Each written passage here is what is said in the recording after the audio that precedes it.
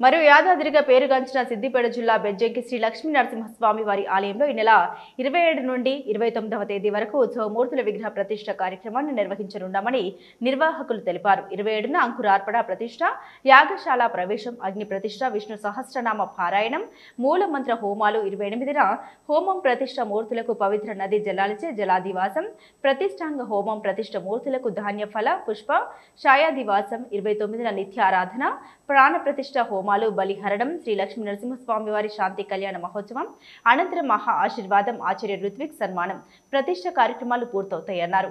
ఈ కార్యక్రమంలో భక్తులందరూ పాల్గొని శ్రీ లక్ష్మీ నరసింహస్వామి వారి కృపకు పాత్రలు కావాలని పిలుపునిచ్చారు. ఉత్సవమూర్తుల విగ్రహ ప్రాణ ప్రతిష్ఠ కార్యక్రమం ఈ నెల 27 నుంచి 29 వరకు జరుగుతుంది.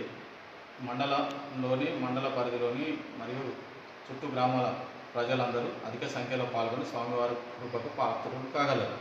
అలాగే ఇటు విగ్రహాలు కానీ వీటికయ్యే ఖర్చు కానీ దాతల సహకారంతో నిర్వహిస్తున్నాం. ఇంకా మిగతా వారు కూడా ఎవరైనా ఉంటే తప్పక మమ్మల్ని సంప్రదించి సహకరించగలరని